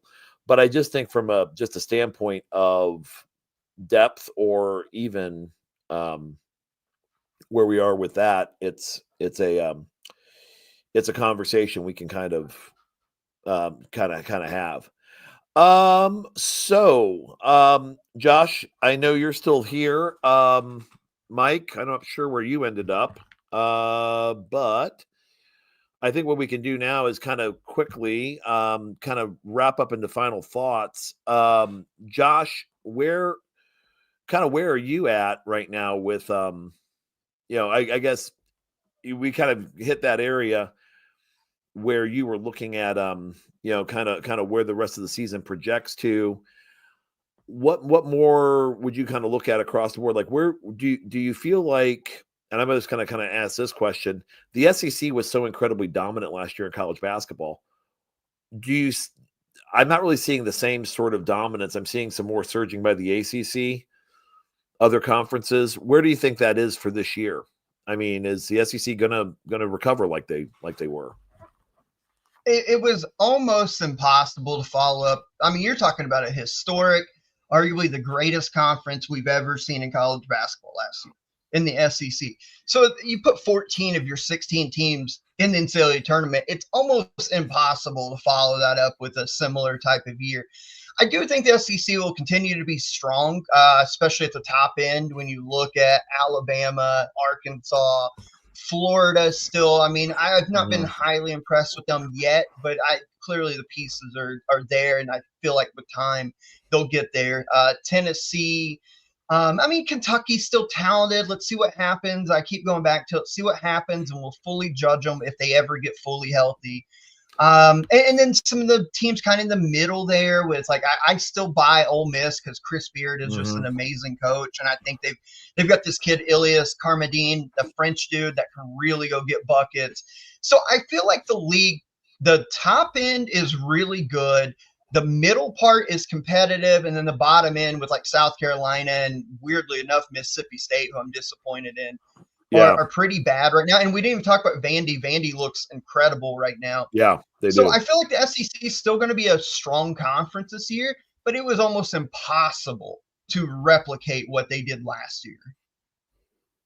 Gotcha. Yeah, I think so too. And I think you brought up a great point about Chris Janza right now at Mississippi State. I'm not really sure. I haven't really seen much with Mizzou at this point, but it's one of those things where I don't think they've had the same sort of schedule building. I think where you have resume building type wins that are going to be as dominant as what you saw last year. And it just kind of depends on how it all kind of shakes out. But you're right. It was unprecedented. And I also think you're seeing a little more life coming out of the ACC. You're seeing more potential from programs there that may jump in and be able to kind of pull some of those, like especially those 7, 8, 9, 10 types of seedings away from SEC schools who don't necessarily limp in like they did before. Same thing's true about the Big 12. Big 10 will do what the Big 10 usually does, which is get their usual quota of teams in. I do think that the SEC quota may end up evaporating a bit, and just kind of looking forward to kind of how all this shakes out. I do think right now, some of my final thoughts, there's clearly a top tier right now, a top 5 in basketball is beginning to shape up. I think you can put Duke on that list. I think you put Michigan on that list. I think you put UConn there at this moment. I'm not fully sold on Purdue, obviously, not just because I'm an IU guy, but because we've been talking all year about how we think that they have a very high floor, but also a very low ceiling. We'll see what happens with Iowa State, which could also be another team in that list as well. So, all that being said, that's kind of where I'm at right now with some of this. And Josh, anything else you want to say before we wrap this puppy up? No, I mean, I guess I said no. Yes, I agree with your upper tier. For me, I include Purdue. I think you have the best point guard in college basketball. You have a veteran group. You got Matt Painter on the sideline. I know the Indiana podcast. Hey, you don't want to necessarily give credit all the time, but we can. We should. Yeah. I mean, the guy may be the best X's and O's coach in the country. Period. Look, let me tell you from personal experience, having the honor and privilege I do, getting to talk to a lot of top tier coaches in college basketball to a T. I mean, Scotty Davenport has told me, Dusty May has told me, Andy Kennedy down at UAB has told me, Scott Para, former Rice coach over there now at Penn State as the GM. Oh my God, I just forgot Penn State head coach's name. He'll kill me because he's Mike really Rhodes. good friends of the show right now. Yeah. Mike Rhodes. I mean, all these coaches have told us on air, so you can go in our archive. Their respect for Matt Painter to the point where if there's a czar of college basketball, they all say Matt Painter should be the czar of college basketball. He's so well respected. And Purdue, to me, is incredible until they prove otherwise. They're incredible in the top tier. Purdue, Arizona, Michigan, UConn, Duke, and it's almost to the point you throw Michigan State in there. They just keep defying the odds. Izzo has Izzo'd us all again. And they just play their brand of basketball. They've got the second best point guard, in my opinion, in the country with Jeremy Fears Jr., and they just do what Tom Izzo teams do. They're going to out-physical you. They're going to rebound. If they're making their threes, they're damn near impossible to beat. So I think right now on December 5th, you got to put Michigan State in that group. I think you should too. And I understand my point about Purdue where, my biggest issue with them is their ability to dribble, penetrate, and get to the lane other than Braden Smith.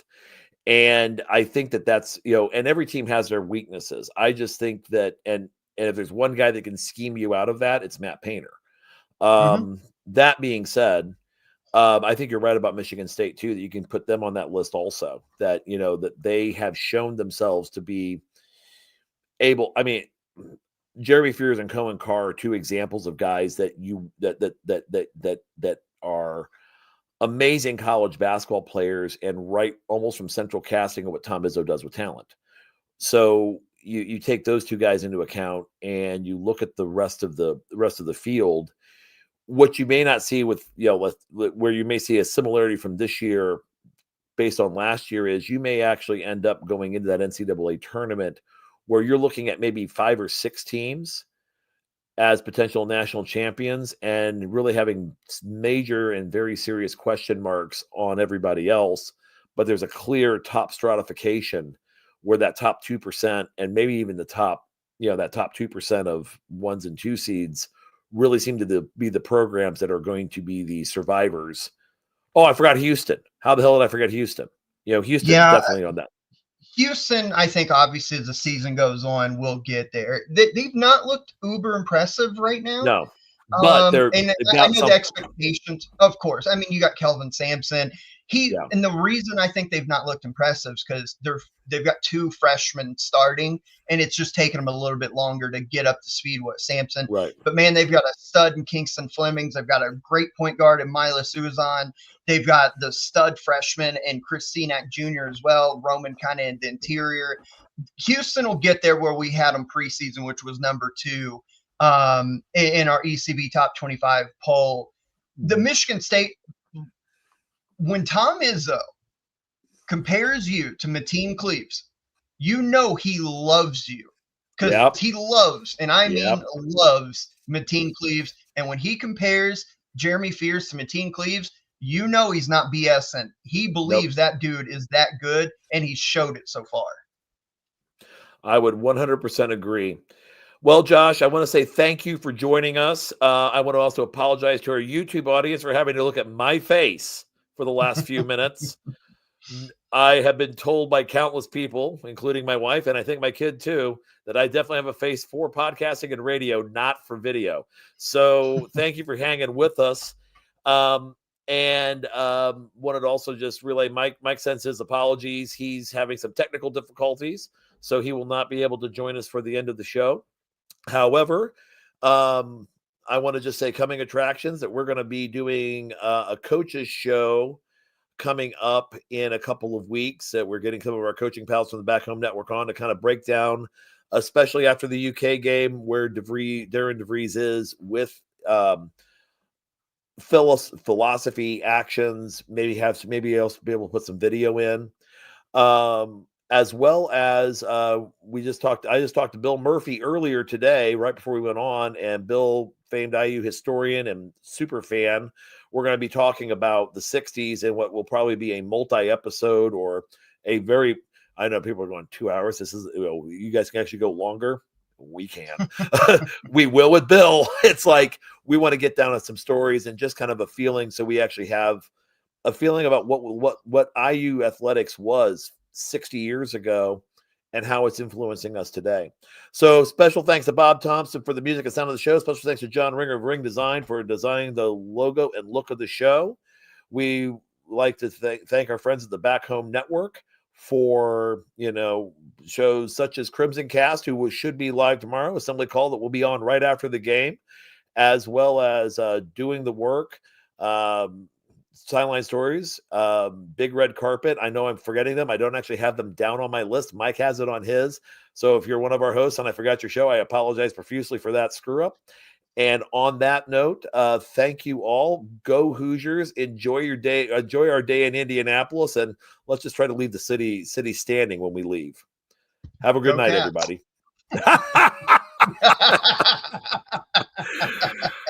I can't let that stand. IU. Go Hoosiers. Later, boys and girls.